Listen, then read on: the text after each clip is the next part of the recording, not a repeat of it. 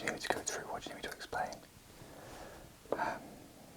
Okay, the 180 degree rule, right, okay, so it's basically a way that we avoid kind of confusing the audience. I don't know how else to, let me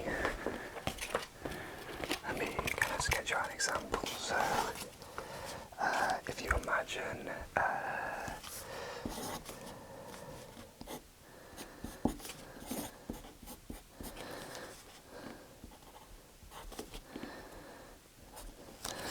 so if you imagine you've got two people talking to each other, and this is the camera angle. So we're looking at them talk. So the kind of the line that we say don't cross in the like 180 degree rule would be the kind of would be that line between the two of them. You see. So basically, it's like you know, we could have, so that's one camera angle.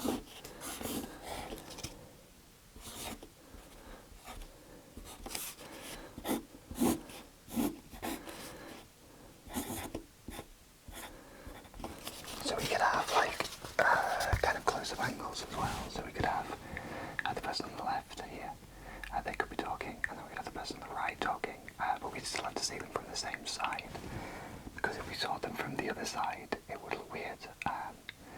Like suddenly seeing them the other way around, like left and right and left would be confusing for the audience, if that makes sense. So you keep them on these sides, so that on left, that's how they stood. So you'd kind of establish it like that with like an establishing shot, and then you could shoot like that, and then you could also do like over the shoulder. So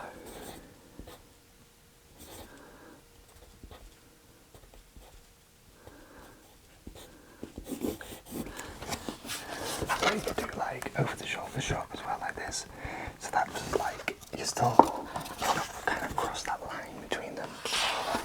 But if you wanted to, be on the other side, what you would do is you'd move around them. Does that make sense? So what you're getting is you're taking the audience across the line, and then after you've crossed it, you could also do it maybe with a point of view shot from one of the characters. They maybe look at something, you could kind of get a shot of that, from their perspective, and that would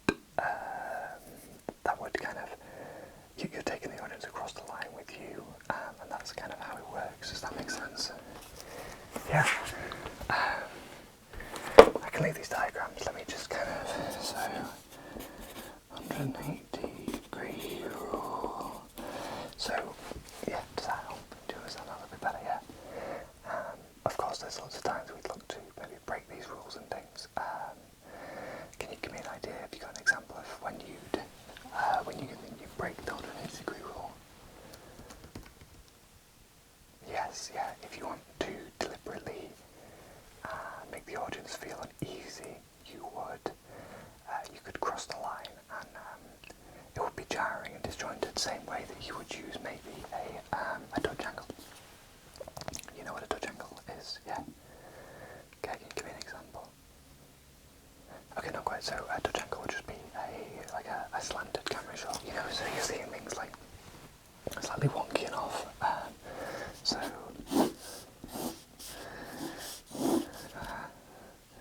I haven't kind of figured out how to draw that one for you, but just nail down. So does that make a lot more sense now? So it'd be like, you'd see it like this, and it'd be jarring for the audience because everything's wonky and off. Yeah, does that make sense? Perfect. Okay. Anything else you want me to go through for the minute? Now you okay? Okay, I'll leave you with that. You go through that. I'll just be over there if you need me. Yeah. Okay.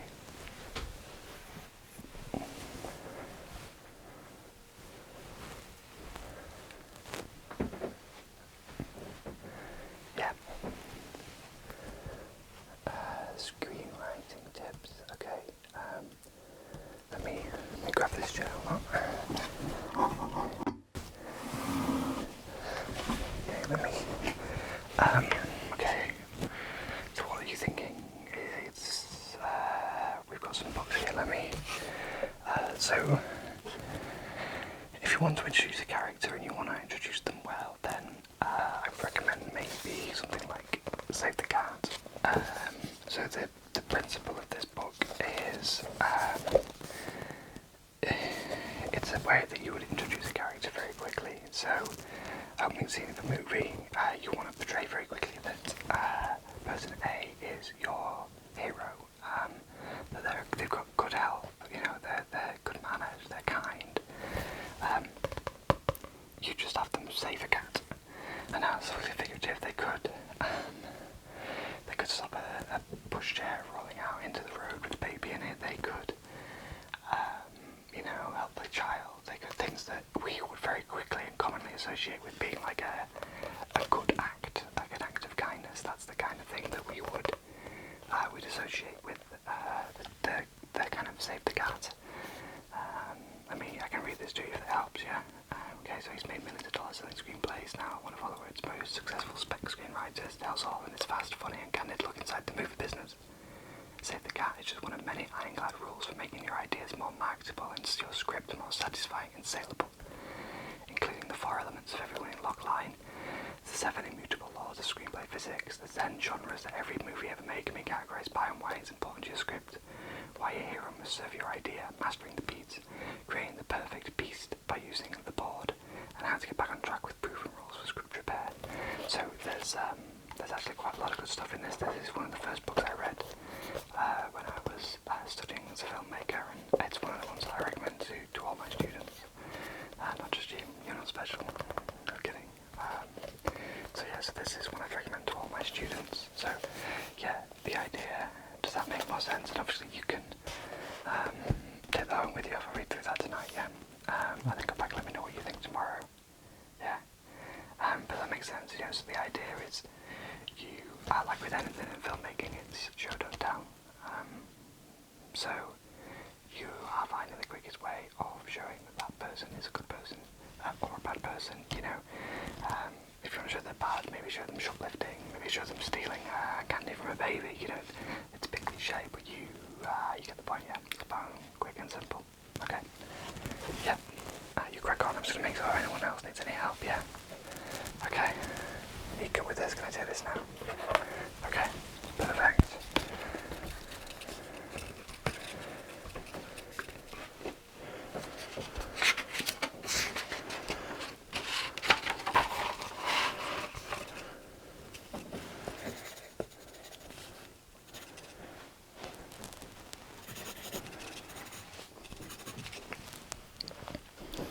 Okay, alright. Yeah, you get to save the cat. Yeah. Perfect. Keep going, yeah.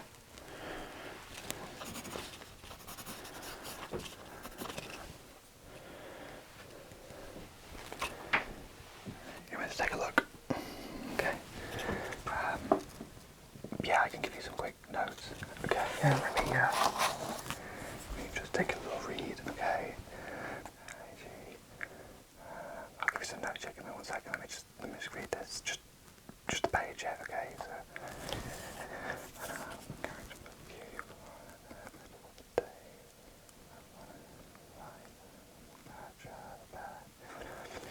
okay, yeah, capitalise this, whenever we introduce a character we always capitalise the name initially, yeah, okay.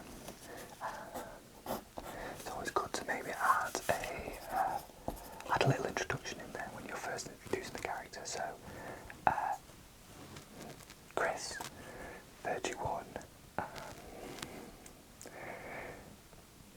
then give him something, it can be a little cliche, Chris, 31, tall, dark haired.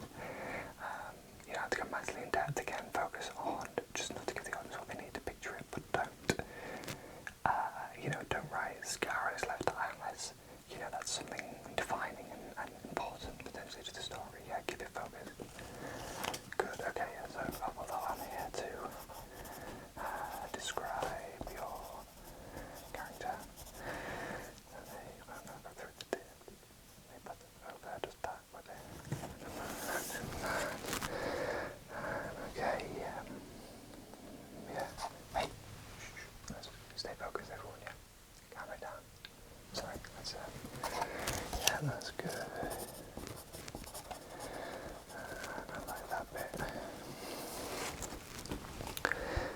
so this is where you've put say the cat in here, yeah. Okay, I mean that's a bit on the nose if they actually save a cat. It's a principle, so just kind of try and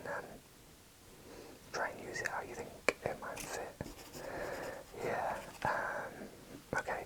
So what you're doing here actually is you're talking about shot selection. So on a script like this, what we do is that's the kind of shot selection usually up to the director. So we would let the director kind of decide that. We don't. All we do here is if you want to say you wanted to say close-up shots of the character is carrying a bag of money. You could break that down in the scene action a little bit. So it would be like the character walks into the bank. He has a rucksack. The rucksack is full of money.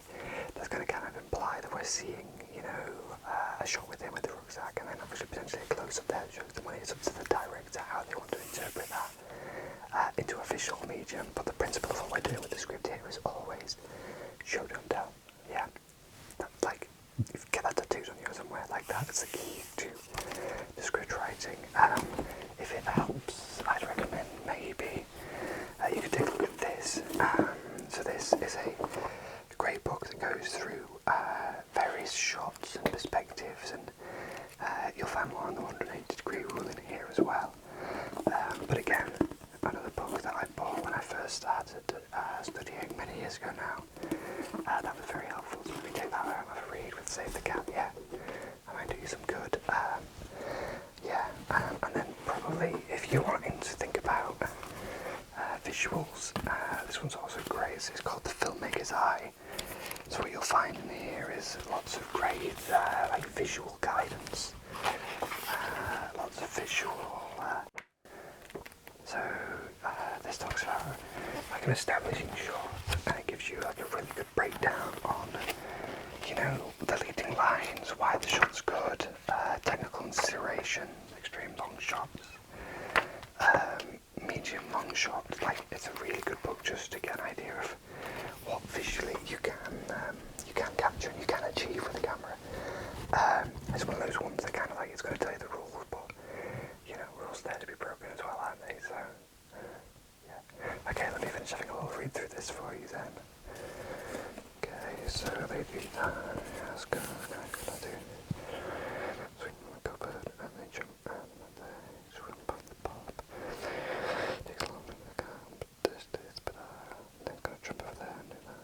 Swing and do. Okay, right. Everything happens in real time in script. So no, then he does that. It would be, he walks to the cupboard, he opens the cupboard, he does this instead of he walks to the cupboard, then opens it. It's weird. It's like you're kind of not storytelling, but you are. Like it feels like a weird way to write because you're not necessarily kind of being as, making like whole sentences like you would in a real, like when you're really writing. Do you know what I mean? Does that make sense? Yeah. I'll make a note of that for you. So, lead and action all in real time. Good. Yeah. Okay.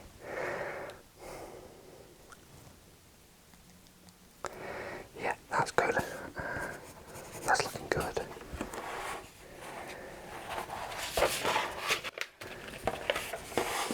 Yeah, so I love read through my notes, do a little bit of revision on that, and I'll come back over in, I'll come back over in a second. Okay, have a little look, I'm back in a second.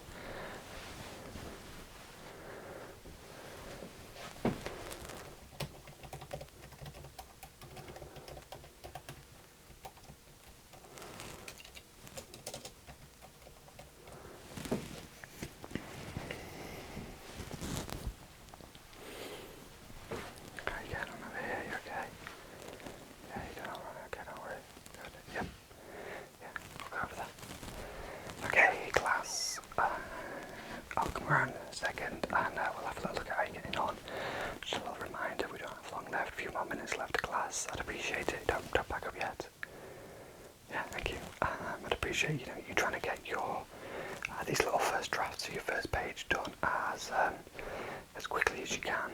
Don't mean to rush it, but if you can leave me with something like a kind of review, and then we can make sure the next lesson you're going to get off well.